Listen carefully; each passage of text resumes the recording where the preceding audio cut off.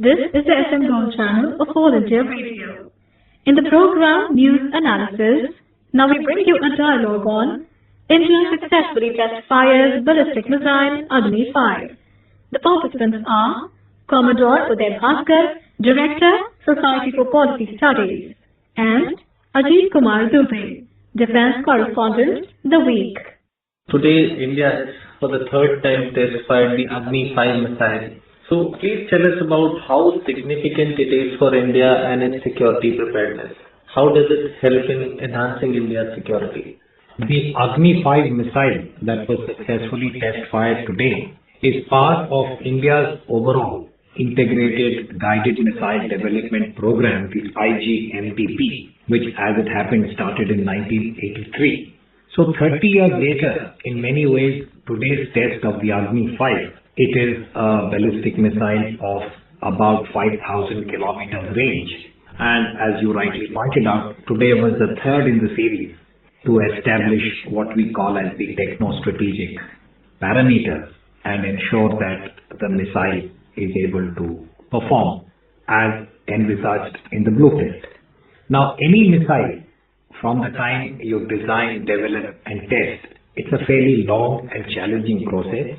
And to the credit of the Indian Defense Research and Development Organization and all the other agencies that are involved, India has been able to acquire a certain degree of self-sufficiency based on indigenous capacity. Now that is a very important consideration, that when it comes to missiles, though India is a recent entrant into what might be called as the missile club of the world, it is very creditable that in the last 3 decades, starting almost from scratch with no assistance from any other country, we have been able to arrive at this particular level of capability. And what it does is really to enhance India's strategic profile and the fact that we are a country with nuclear weapons. And our doctrinal position is that we are committed to no first use. But the only way to ensure that no first use is credible is by demonstrating the delivery capability. And that is what the Agni-5 has done today. Every time this missile is tested, there is a talk about how all the cities of China are in our striking range. This is the third trial. It will take a few more trials for the missile to be inducted into operational service. But how does it enhance our capability vis-a-vis China? Because Pakistan is short, we have the other missiles. How does this help against China? See, first of all, I think we need to keep this in mind that India particularly, and for that matter, most countries, barring Pakistan, which has a different orientation in strategic terms, missile capability and the nuclear weapons are not acquired with any single country in mind. You have to look at the regional and global environment and ensure that your own strategic position is not rendered vulnerable. What I mean by this is, many people raise this question saying, did India do the right thing in 1998 by acquiring nuclear weapons? Meaning, that has it in any way adversely impacted Indian security? And my answer always then and now is that we have to look at the prevailing global and regional environment, see how that is impacting our security. For the world, the single nuclear experience is what happened in 1945 in Hiroshima and Nagasaki, when the United States had used this particular capability, and it marked the end of World War II also. From 45 to where we are now in 2015, it is 70 years.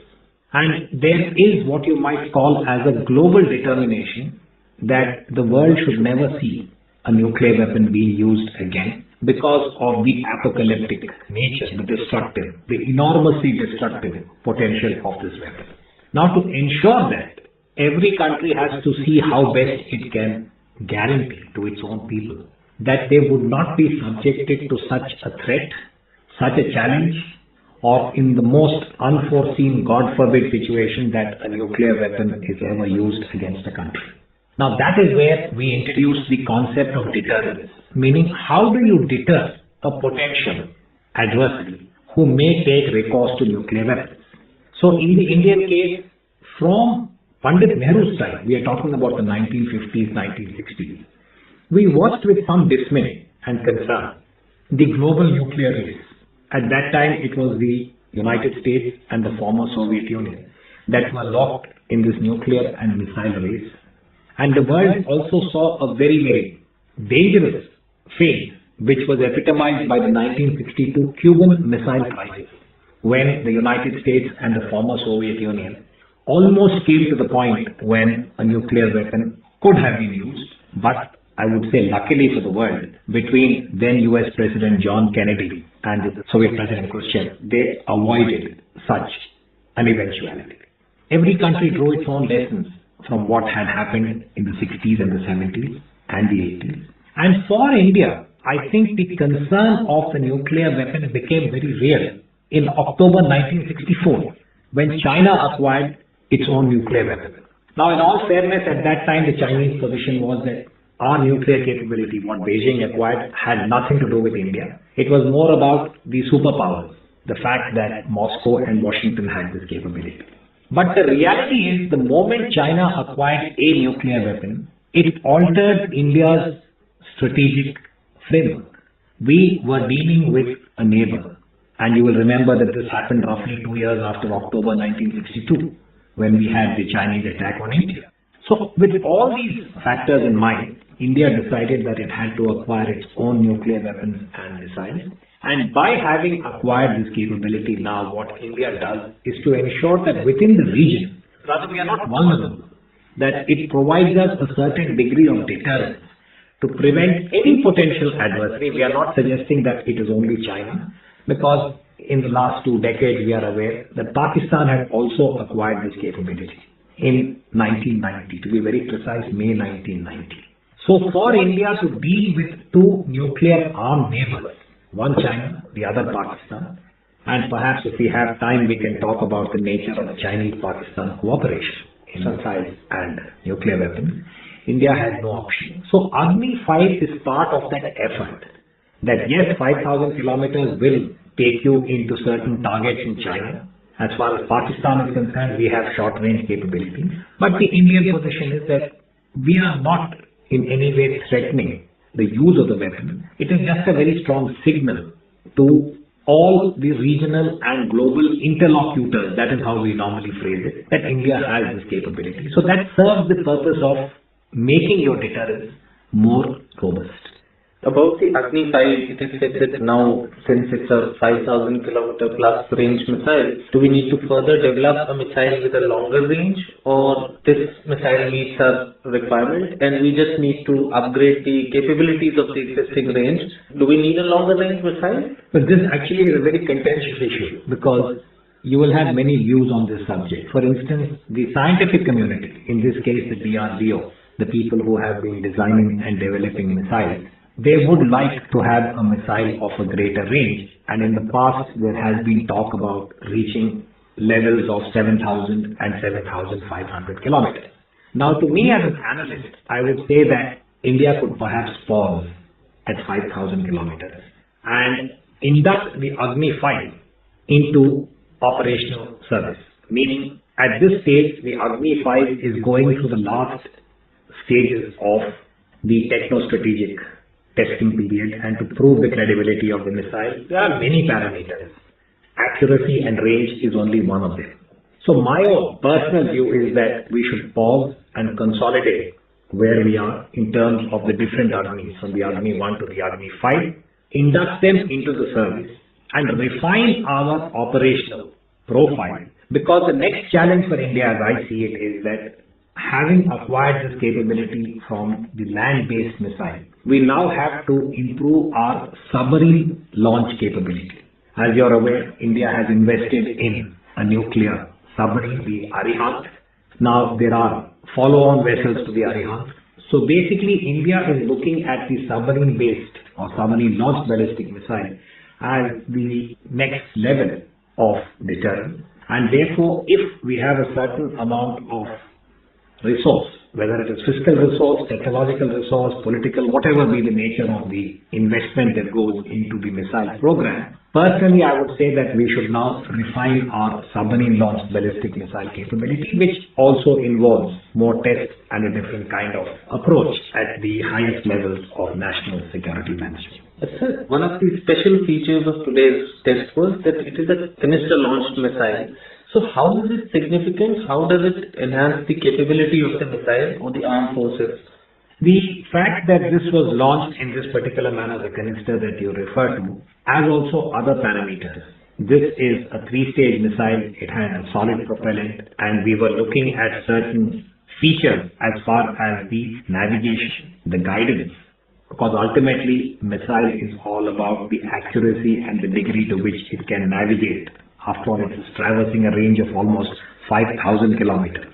So this is where India has innovated, and the DRDO has indicated that they have used a very high accuracy ring laser gyro, which is based on what is called as an inertial navigation system, and it is considered to be amongst the most modern and accurate forms of guidance for a missile. It's called the micro navigation system. Here we are talking about accuracy of a few meters.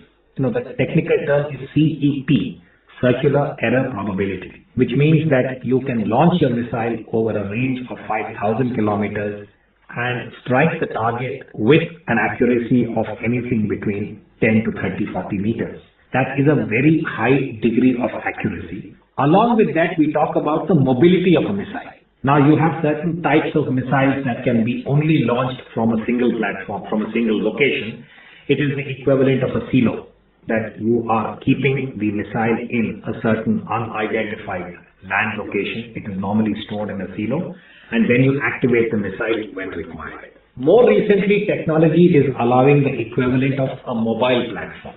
Now, if you are able to refine the canister and the entire structure of the missile, then it offers you other options. But these are normally, as I said, options of strategic flexibility. Because one of the anxieties in deterrence is that if you have all your missiles in a fixed location, the adversary can hypothetically strike first. And as they say, that your missiles can be rendered ineffective in what is called as the first strike. This is, again, to use a technical term, we talk about counter value and counter force targeting. So when we are doing deterrence calculations, missile which is in a silo that cannot be moved, meaning that it's a fixed location, has certain inherent limitations. So therefore, the modern thinking about missiles is to ensure a certain degree of flexibility by keeping them on mobile platforms, and that in turn alters the matrix of deterrence, the kind of calculation you do then about deciding how many missiles, where are they to be located, and so on.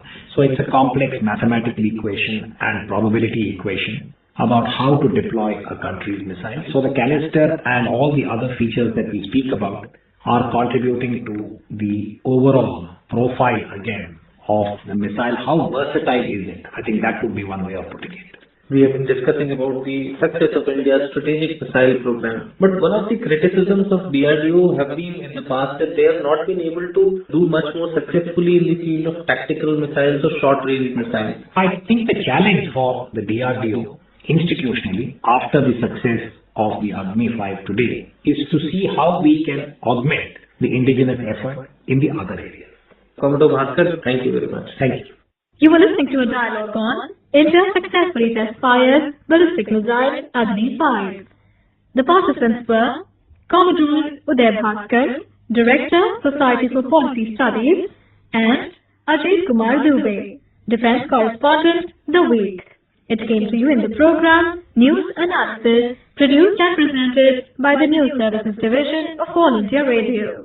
This program is also available on our website, newsonair.nic.in. You may email your opinion about this program at airnsdtalks@gmail.com or this program at